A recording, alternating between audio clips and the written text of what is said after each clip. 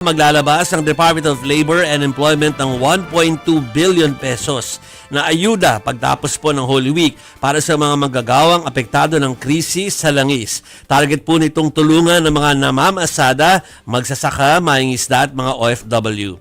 Gagamitin ang nilaan na pondo sa TUPAD at DOLE Integrated Livelihood Program. Samantala, pinag-aaralan na rin ng Social Security System o ng SSS ang isang loan moratorium at condonation program para mapadali ang bayarin at tanggalin ang penalties sa delayed contributions ng SSS members. Ay buti naman meron din palang ipapamahagi yung Labor Department kasi iniisip ko kung yung ayuda for magsasaka at saka yung mga mangingisda natin, yun lang pondo from Department of Agriculture. Yeah. Parang maliit masyado, kawawa naman sila. Kasi mukhang ang matatanggap nila kung hindi ako nagkakamali, nasa 2,300 plus per magsasaka.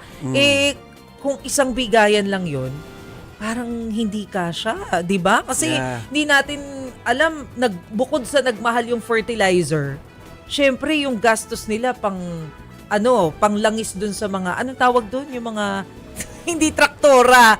Yung basta yung pang-ani, alam nyo na yun. Ginagamit sa farm. Oo, yung mga ginagamit sa farm. Diba? Yung parang Diba? Alam natin ang sound effects, pero yung pangalan di namin alam. pinapaandar kasi yun eh. Diba? Mga kapatid, may makina yun eh. Gets nyo na yun. So, medyo mabigat. At saka yung mga mangingisda natin, of course, kada gumagamit ka naman ng motor bangka, kailangan mo rin naman ng langis para pumalaot ka doon. Alam mo ba, nalaan ko, naikwento laang sa akin na yung palang si Tuesday New High, Tuesday ng DZBB, taga Zambales kasi yan.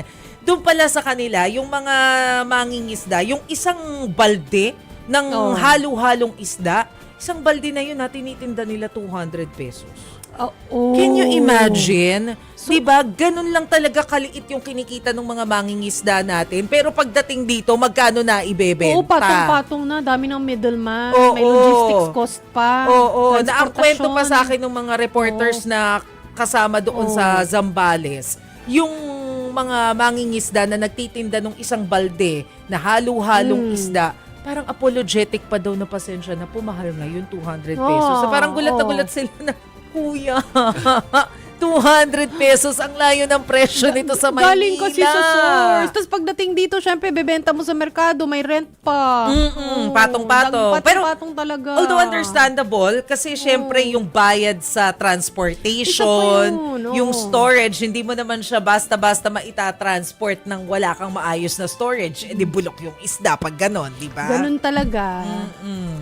Saklap.